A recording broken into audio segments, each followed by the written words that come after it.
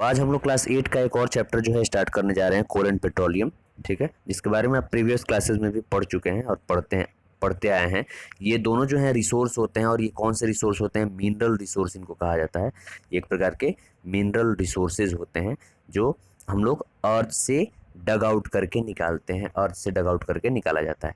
ठीक है, अब देखिए, तो सबसे पहले इन रिसोर्सेज के बारे में जानने से पहले जो है, first of all we have to know about the meaning of resource, और रिसोर्स आखिर होता क्या है उसके बारे में जो है हमको जानना होगा। तो रिसोर्सेज क्या होते हैं? ऐसे चीज जो हमारे जरूरतों को पूरा करते हैं, anything that fulfils our need, उसको हम लोग बोलते हैं रिसोर्स। ठीक है, और जो रिसोर्स हम लोग नेचर से प्राप्त करते हैं उनको बोला जाता है नेचुरल रिसोर्स। ठीक है, अब देखिए, अवेलेबिलिटी के आधार पे, मतलब कि उपलब्धता के आधार पे, अवेलेबिलिटी के आधार पे रिसोर्सेज जो होते हैं ना, दो तरह के होते हैं।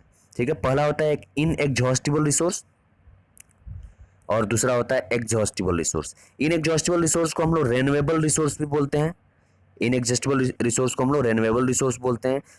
ठीक है, और एग्जॉस्टिबल रिसोर्स को हम लोग बोलते हैं नॉन रेन्यूएबल। ठीक है, रिन्यूएबल और नॉन रिन्यूएबल इसको क्यों बोलते हैं? इनएग्जॉस्टिबल रिसोर्स जो होता है वो नेचर में जो है अनलिमिटेड क्वांटिटी में होता है, जैसे में एयर, वाटर और सनलाइट। ठीक है, दे these resources cannot be exhausted by human activities। ये जो है ह्यूमन बींग्स के द्वारा जो है कभी भी ये खत्म नहीं हो सकता है। ठीक है, ये अनलिमिटेड एबंडेंट क्वांटिटी में जो है नेचर में मौजूद होता है। और एग्जॉस्टिबल रिसोर्सेज क्या होते हैं? ये जो है लिमिटेड क्वांटिटी में होते हैं, और इनको जो है, ये लिमिटेड क्वांटिटी में होते हैं, और ये जो है इनको एक बार खत्म होने के बाद से जो है इनको जो है मिलियंस ऑफ ईयर्स लग जाता है बनने में।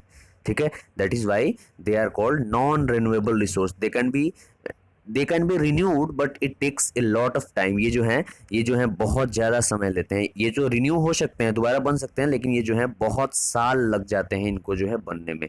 जैसे में कोल और पेट्रोलियम जो होते हैं, ये एग्जॉस्टिबल रिसोर्सेज होते हैं, या नॉन रिन्यूएबल रिसोर्स इनको कहा जाता है। ठीक है,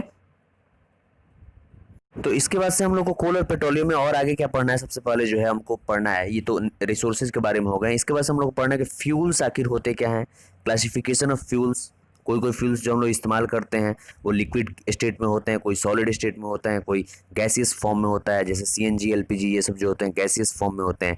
और कोल का डिस्ट्रक्टिव डिस्टिलेशन क्या होता है? कोल को हम लोग डिफरेंट फॉर्म्स में तोड़ करके उससे जो है तरह तरह के कंपोनेंट्स बनाए जाते हैं। कोल तार हो गया, कोल गैस हो गया। ठीक है, इन सारी चीज़ों को बनाया जाता है, उनके बारे में पढ़ना है। पेट्रोलियम्स के बारे में पढ़ना है, पेट्रोलियम को कैसे रिफाइन करके, मतलब डिफरेंट उससे कंपोनेंट्स कैसे प्राप्त किया जाता है, जिसको रिफाइनिंग बोलते हैं, उसके बारे में जो है इस चैप्टर में हम लोग को पढ़ना है। तो सबसे पहले जो है फ्यूल्स क्या होता है, ईंधन क्या होता है, उसके बारे में देख लेते हैं। फ्यूल्स क्या होता है, देखिए यहाँ पे फ्यूल्स का मतलब होता है ईंधन। ये कह रहा है कि एक combustible substance which on burning produces a large amount of heat and light. कह रहा है कि ऐसा ज्वलनशील पदार्थ, कंबस्टिबल मतलब होता है कंबस्टिबल और नॉन कंबस्टिबल, दो चीज होते हैं। एक जो जल जाए, जो आग पकड़ ले, ऐसे बोल सकते हैं, जो जल सके, उसको बोला जाता है कंबस्टिबल। ठीक है, जो इजीली बर्न हो जाए उसको बोला जाता है कंबस्टिबल, और जो बर्न ना हो उसको बोला जाता है नॉन कंबस्टिबल। ठीक है, तो ये ऐसे कंबस्टिबल सब्सटेंसेज होते हैं जो बर्निंग पे, मतलब कि बर्निंग होने मतलब कि जलने के बाद से जो है लार्ज अमाउंट ऑफ हीट और लाइट को क्या करते हैं, प्रोड्यूस करते हैं। ठीक है, इनको कहा जाता है फ्यूल्स। तो इसमें फ्यूल्स में क्या क्या आते हैं? कोल आता है, एलपीजी आता है, पेट्रोल आता है, केरोसिन आता है, और क्या आता है? वुड आता है। ठीक है, ये सारे क्या होते हैं हमारे, ये सारे जो होते हैं फ्यूल्स होते हैं।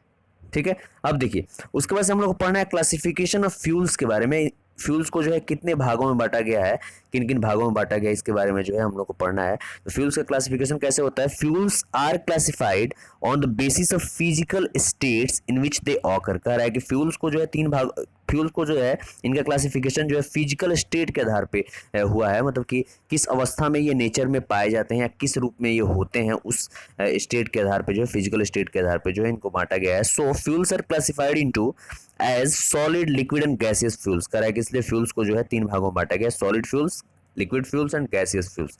ठीक है, solid fuels, liquid fuels and gaseous fuels are the three classifications, are the three different states of fuels. ये तीन अलग अलग तरह के जो है अवस्था हैं फ्यूल्स के, इसके बारे में हम लोग को देखना है। चलिए देखते हैं। तो सॉलिड फ्यूल्स आखिर होते क्या है?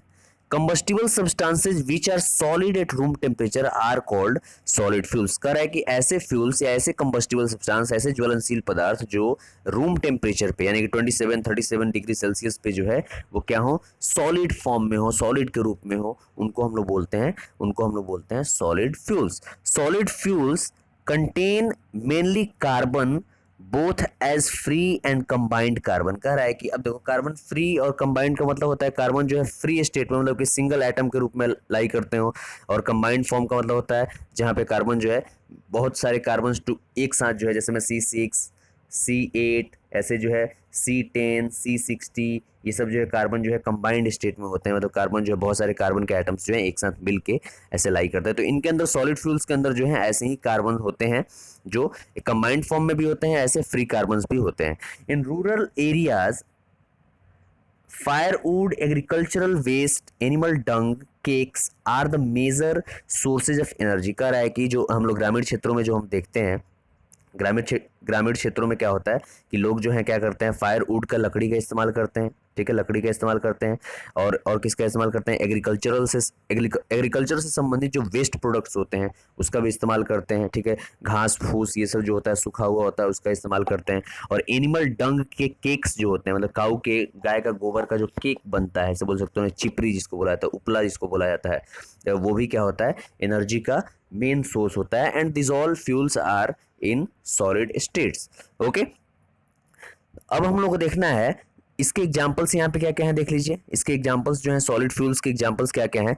सॉलिड फ्यूल्स के एग्जांपल्स हैं कोल, इसमें कोयला आता है, कोक आता है, कोक भी एक प्रकार का होता है, कोयले से ही बनाया जाता है, वुड होता है, चारकोल होता है, ये भी एक प्रकार का फ्यूल होता है। उसके बाद से एनिमल डंग केक्स होता है, चिपरी या ऐसे उपला जिसको बोलते हैं, या बैगसी जिसको बोलते हैं, ऐसे बैगसी जो होता है एग्रीकल्चरल वेस्ट एक प्रकार का होता है, एग्रीकल्चरल वेस्ट होता है जिसको ऐसे मतलब घास फूस को सुखा करके जिसको हम लोग बनाते हैं उसको बैगसी बोला जाता है, ठीक है। तो ये होते हैं हमारे सॉलिड फ्यूल्स। ओके।